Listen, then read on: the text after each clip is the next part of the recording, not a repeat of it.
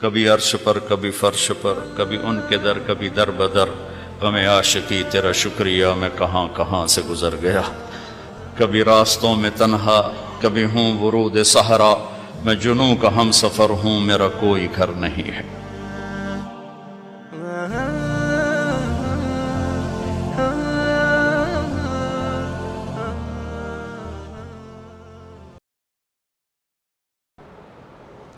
میں ابھی آ رہا تھا تو ایک ہمارے یہ ٹورزم کے چیئرمین ہیں، وہ گئے ہوئے تھے کوریا، ان کا فون آیا، میں نے فون کیا، آ گئے تھے، کہنے کہ میں یہاں آیا، لوگ بڑے انوسینٹ ہیں، اگر یہاں اسلام کی دعوت چلے۔ میں نے ایک کو دعوت دی کہ تم یہ دیکھ رہے ہو پہاڑ، یہ دریا، یہ درخت، یہ سبزہ، یہ سب کس نے بنایا؟ کہنے لگا کس نے بنایا؟ میں نے کہا یہ گاڈ نے بنایا۔ کہنے لگا تو گاڈ کو کس نے بنایا؟ تو کہا پھر مجھے اس کا جواب نہیں آیا، تو مجھے آپ کا خیال آیا آپ ہوتے تو اس کا کوئی جواب ہوتا۔ میں نے کہا اس کا جواب تو گاڈ کے اندر موجود ہے۔ لفظ گاڈ اس ہستی پر بولا جاتا ہے جسے کسی نے نہ بنایا۔ لفظ کی وجہ یہ ہے، لفظ کے اندر یہ معنی ہے کہ وہ ہستی، وہ ذات جسے کسی نے نہ بنایا ہو، اسے گاڈ کہتے ہیں انگلش میں، اسے اللہ کہتے ہیں عربی میں، اسے خدا کہتے ہیں فارسی میں، اسے یزداں کہتے ہیں فارسی میں، اسے بھگوان کہتے ہیں ہندی میں۔ جسے کسی نے نہ بنایا ہو وہ اللہ ہے۔ باقی یہ جتنے الفاظ ہیں یہ اللہ کا پورا ترجمہ نہیں بنتے، اس لیے میں عام طور پہ اپنے بیانوں میں کہتا ہوں، ہمارے بر صغیر میں لفظ اللہ کے لیے خدا استعمال ہوتا، خدا خدا خدا خدا۔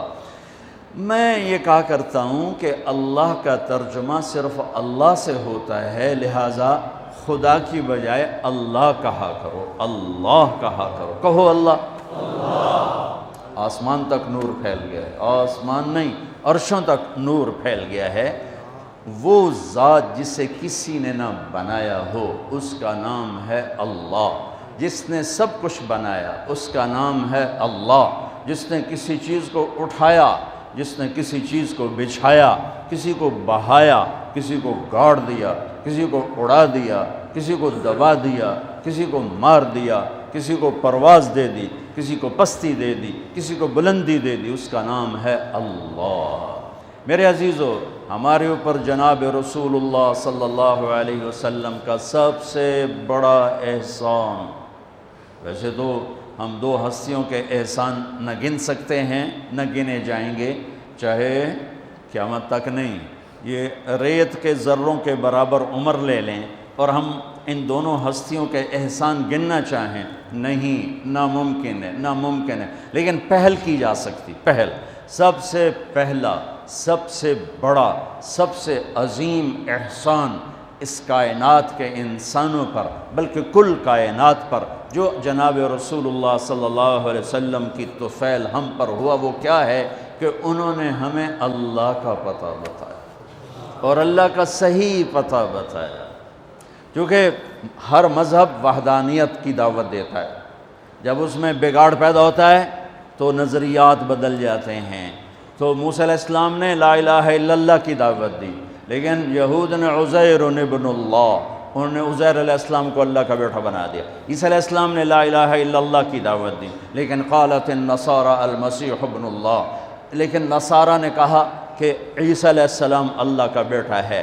ہمارے نبی پاک صلی اللہ علیہ وسلم نے ساری شرک کی جڑیں کاٹ کر اور ایک اللہ کو 4 آیات میں اتنے خوبصورت انداز میں بیان کیا، قل هو اللہ احد اللہ الصمد لم یلد ولم یولد ولم یکن له کفوا احد، اسے اللہ کہتے ہیں۔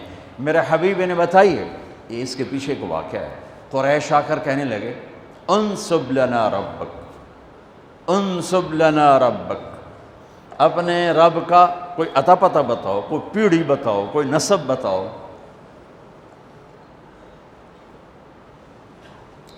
تو ہمارے نبی کے فرمانے سے پہلے جبریل اترا، یا رسول اللہ تعالیٰ فرما رہے ہیں کہ یہ آپ کے رب کی پہچان ہے، یہ آپ کے رب کا تعارف ہے، کیا ہے؟